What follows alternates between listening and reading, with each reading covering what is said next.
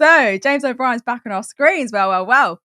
LBC's king of liberal reason getting dragged by the very outraged machine he helped build. The man who lectures the public daily on prejudice and doing better and accountability, and he's finally tripped over his own pedestal somehow. Here's what happened. I'm fascinated by objectivity, which is why I'm going to read out this from Chris. I do think it's worth saying that these warped views are not just an Israeli problem. My wife was brought up Jewish, and at Shabbat school in a leafy Hertfordshire town, she was taught that one Jewish life is worth thousands of Arab lives, and that Arabs are cockroaches to be crushed. Whilst young children are being taught such hatred and dehumanization, undoubtedly on both sides, as Chris points out, then they will always be able to justify death and cruelty. And it does indeed start young. But there is a danger, perhaps, that we only ever hear one side of the dehumanization. Now, what's interesting is that people are utterly disgraced by James, as is shown in Dov Foreman's tweet. He says this is disgraceful, James O'Brien, platforming a modern blood libel against Jews live on national radio. There's no such thing as Shabbat school, quote unquote. No Jewish child in the UK is taught that vile, racist nonsense. This is a stain on LBC and its producers. But what's even more fascinating is commissioning editor and reporter for Novara Media responding with this. At my Jewish primary school and Shadow, we were taught not only that Arab lives were worth less than Jewish ones, but that Palestinians didn't exist. Anyone who denies this as commonplace within Jewish communities is lying. Watch the film Israelism. Rivka Brown supports this further in a tweet where she shares this video detailing Simone Zimmerman's Jewish upbringing in Los Angeles, where anti-Arab racism is an integral part of Jewish education the world over. This isn't a far-fetched idea, nor is it something that's utterly unheard of. In an article published in 2018 by Sam Sussman, he states, one Jewish life is worth more than 10,000 non-Jews. Why more US Jews will walk off birthright this summer? My Birthrights Guide supremacist stance was extreme, but the program's claim to be quote-unquote apolitical is not only demonstrably untrue, it frames every critical, inquisitive Jewish millennial who wants to meet Palestinians as Israel haters. This is an openly supremacist statement, something said to Jewish American youths on a formal government-subsidized program in Israel. This article, coupled with Brown's findings, does kind of describe systemic gatekeeping and that extremist views do exist in real institutions like Birthright. Despite all of this, though, it didn't take long for carnage to ensue. Stop the Hate said, Stop the Hate is deeply alarmed by the comments made on James O'Brien's LBC programme, in which he read out without challenge a listener's inflammatory and unfounded claim that Jewish children in the UK are taught to view Arabs as cockroaches and that one Jewish life is worth thousands of Arab lives. This rhetoric is not merely offensive, it is dangerous. To broadcast such grotesque anti-Semitic falsehoods on national radio without interrogation or condemnation revives the centuries-old blood libel narrative, a lethal conspiracy theory that has led to pogroms, persecution, and real genocide. At a time when British Jews are facing record levels of anti-Semitic abuse, threats, and violence, it is unconscionable for any broadcaster, let alone one with LBC's platform, to allow such hateful tropes to be aired uncritically. Anti-Semitism, like all forms of hate, must be confronted wherever it appears, especially when it masquerades as commentary or journalism. LBC must immediately investigate, issue a full public apology, and remove James O'Brien from the air. We urge Ofcom to take this incident seriously and to act decisively to ensure the media does not become a vector for hate. And the Board of Deputies of British Jews said, we are urgently seeking a meeting with senior executives following the completely unacceptable and highly offensive comments made by James O'Brien on his LBC show today. Broadcasting such a transparent falsehood and demonising the British Jewish community at a time when anti-Semitism in this country is at terrifyingly high levels must have clear consequences. LBC should apologise and take Mr. O'Brien off the air. And remember, O'Brien has form here. When Sangeeta Maska was ousted from LBC without explanation, O'Brien hinted she enabled anti-Semitic conspiracy theories by staying silent. Or O'Brien's early critiques often spotlighting what he felt were Corbyn's ideological blind spots on anti-Semitism. James has since apologised. Let's have a listen. It is 11:48, and this is very important. At this time yesterday on the show, I read out a message from a listener called Chris, who said that his wife had been brought up in the Jewish faith and had attended what he described as a Shabbat school. He went on to make further claims about what he said she had been taught in that school. As with all the texts and messages that I read out on the programme, I did so in good faith, but the message has understandably upset a lot of people. And I regret taking those unsubstantiated claims at face value, and I'm genuinely sorry for that. And it is very important that I get that out there.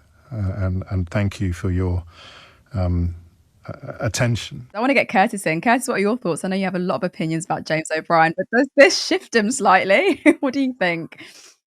I mean, you're absolutely right. I do have my opinions of James O'Brien. I've never liked the guy, and I think one of the reasons why I really dislike James O'Brien is he is the true Captain Hindsight.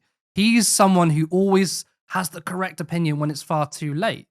Now, I'm actually a bit confused as to why he did read out that comment. I'm kind of perplexed, actually, why he would. So that, to me, sort of escapes me. I don't think I'll ever understand. And, of course, he has apologized, but that hasn't stopped Zionists and the Israel lobby gunning after him. But I have the world's smallest violin for James O'Brien because he was one of the people who smeared the left and Jeremy Corbyn as anti-Semites. I mean, I remember when Jeremy Corbyn was Labour leader, he was like, I remember a time when Ed Miliband was leader and there weren't members who denied the Holocaust. Like, that never happened, but James O'Brien was happy to smear Jeremy Corbyn as an anti-Semite. Now, this isn't the first time O'Brien has been accused of anti-Semitism. He was accused of anti-Semitism a while back. The reason why I bring up Captain Hindsight is because in this specific instance, he finally decided to hold Israel to account. For a long, long time, he pushed it to the side, and then he gave a milquetoast criticism of Israel, and that's what got him accused of anti-Semitism. Now, an honest person, someone with integrity, will probably, the light bulb might switch on, the penny might drop. Oh, wait, I've barely criticized Israel, yet I'm being accused of anti-Semitism. Maybe all that time when I was smearing socialists, people on the left, Jeremy Corbyn as anti-Semites, maybe I was wrong. But no, at the same time when he was accused of anti-Semitism, he still found the time to turn around and say, well, Jeremy Corbyn is still a crank, though. He's still friends with anti-Semites. I don't trust him. Because he has this unhealthy hatred of Jeremy Corbyn, so we can't seem to let that go. But in terms of this, I mean, look, I don't have any sympathy for James O'Brien because of what he's done before. But it's very interesting, though, what Rivka Brown said and that clip she posted, because, look, neither me or you are Jewish. No one can confirm what this caller said is true. I can't speak about Rivka's experience. However, Rivka has said, and I trust this, a Jewish contributor for Navarra Media, that this happens. So there's obviously an element of truth to what this caller was saying.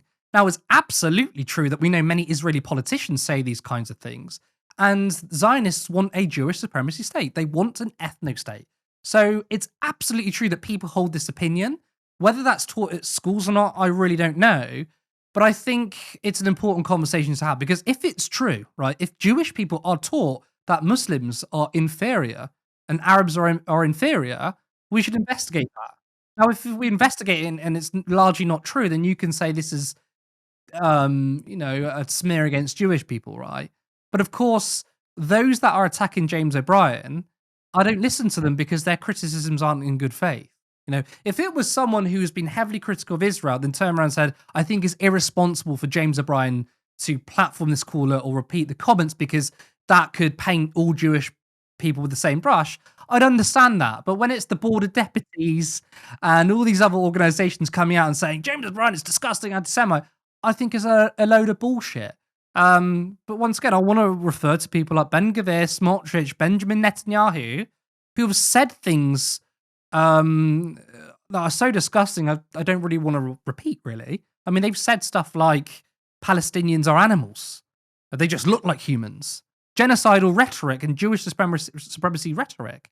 So it is true. How widespread is that? I don't really know. But it doesn't matter for James O'Brien whether he apologizes or not, because at the end of the day, the smallest amount of criticism of Israel gets you called an anti-Semite. Yeah, and that's the frustrating part, isn't it? That no one is safe from saying anything when it comes to criticizing Israel, because you're going to be brandished as an anti-Semite. But I mean, I have my criticisms of James O'Brien. I think he's a bit slimy sometimes. I think he's a bit of a, he's a lib. He kind of just says what he wants to say because he thinks it's the right thing to say. But then, like you said, says it 10 years later. But is O'Brien's predicament a case of poetic justice in some way? He's been called out again, but quite harshly this time. Like, he is a liberal commentator who's been caught in the very cancel culture net that he's helped cast for others like Corbyn or Meisker. So what does that reveal about the current limits of acceptable debate on Israel-Palestine in UK media? Well, there is no limit. There's no acceptable limit in terms of criticizing Israel. As you've seen, the smallest amount of criticisms of Israel gets you labeled an anti-Semite. There is no sort of consensus or centrist position where you can sort of both sides of the argument. Many people do that, by the way. But you can't do that without being criticized. Once again, I'll bring up James O'Brien.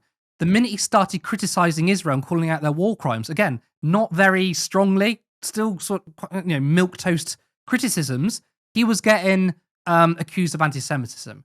So no, there is no acceptable debate when it comes to Israel and Palestine. And it's ironic, really, because the mainstream media are creating a political landscape where those on either side are becoming more radical and entrenched. Now, of course, I'm radically supportive of Palestine, and I'm proud to say so. I am anti-Israel, and by the way, Israel's not a protected characteristic. I'm not being bigoted or racist by saying I'm anti-Israel. I'm anti-states that commit war crimes and genocide, right?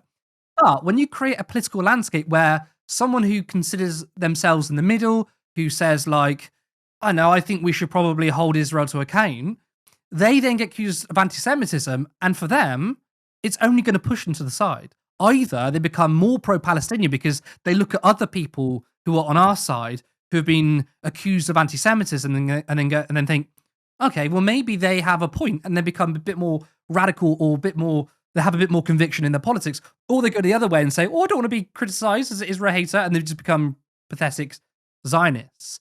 So the center ground has collapsed in politics in many ways. You're seeing the rise of the Greens and maybe this Jeremy Corbyn Zara Sultana party and the rise of reform and all manner of things. There's been sort of a big divide in politics. But specifically when it comes to Israel-Palestine, it seems like the media is fostering this sort of these two sides where we become entrenched in our camps rather than an actual meaningful discussion.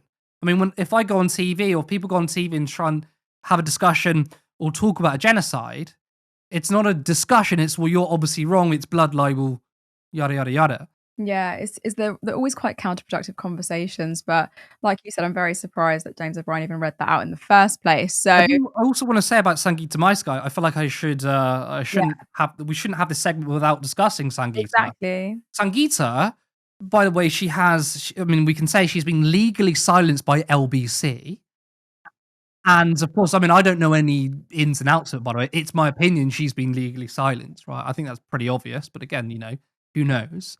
And of course, James O'Brien joined in on the smears with Sangeeta saying, it's because her viewing figures were down. Well, that's complete bollocks because her viewing figures were doing really, really well.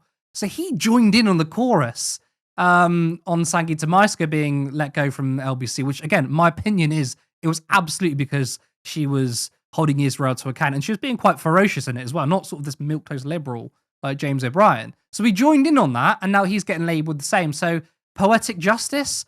I wouldn't say smearing people as anti-Semites is ever justified, but you can't help but feel a little bit like, you know what? You were one of the worst people. You helped defeat a genuinely progressive Labour government, and now we've got Tory Mark II in government. You were part of that. You have a lot of listeners, by the way. A lot of people trust James O'Brien. Don't know why, but they do. So he is part of that. And I think it's we have to mention Sangeeta Meisker in all of this because of her predicament and the fact that James O'Brien completely attacked a colleague. They were colleagues, by the way. It's crazy. Support independent media. Support social justice that's there on social media. Thank you. Turn left.